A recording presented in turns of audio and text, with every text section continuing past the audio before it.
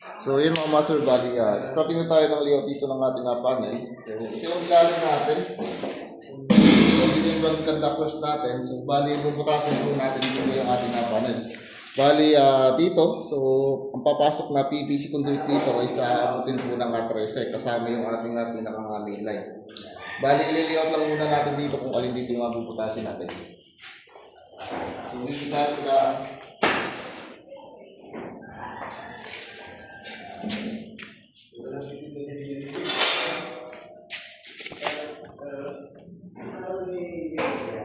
so talo natin siya. So 13, 6.5.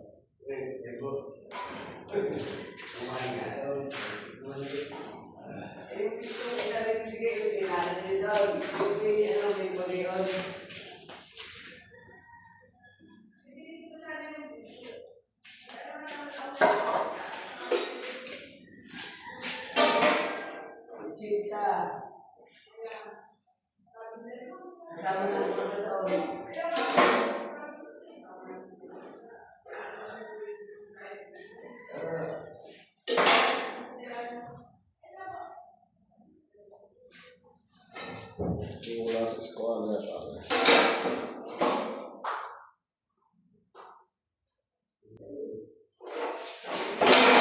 Yes, 6.5. Bali, ang main natin is sa gilid. So ito yung bukasa natin. So dito tayo titira namin. So kuha lang ako dito na. Papansay na lang natin.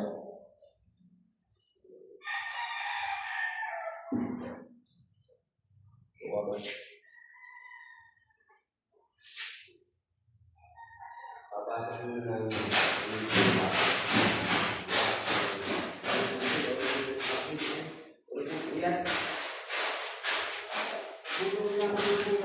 Okay.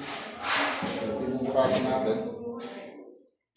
So sa ating main, bali 1 and 1/2 yung ating sukat ng ating tubo rito na papasok diyan.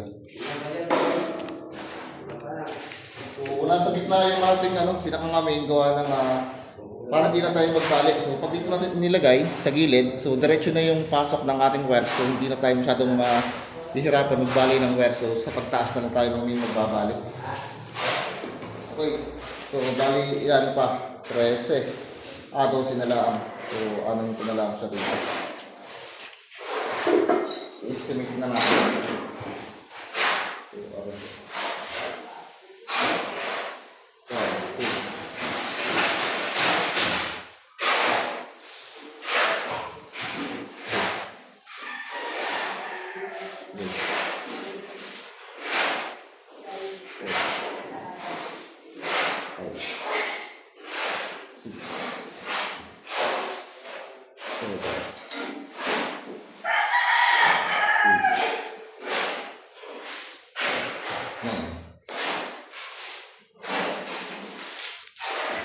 So gaano kayo mga master ng holes rito?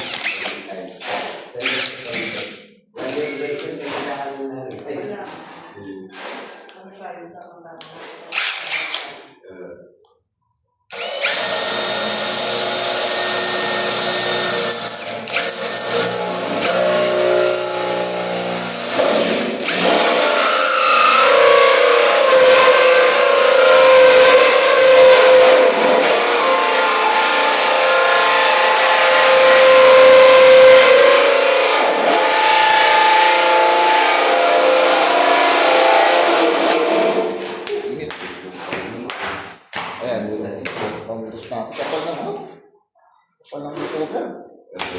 Nakapal nga yung mga ginagawa man guys. Ito yung kapal. Mahal ka rin. Oo. Manipis na parang nagagawin ko na ito yung isa lata. Okay, so 2 3/4 mga master na magkasunod. So estimate lang natin ang clearance.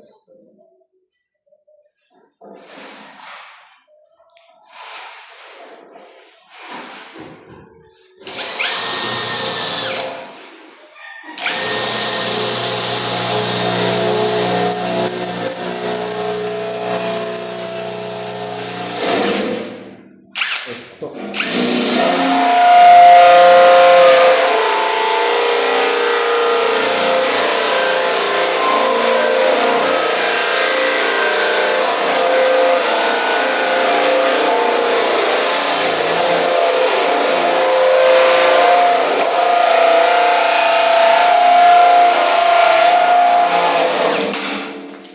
so dami na. Dalawang 3/4.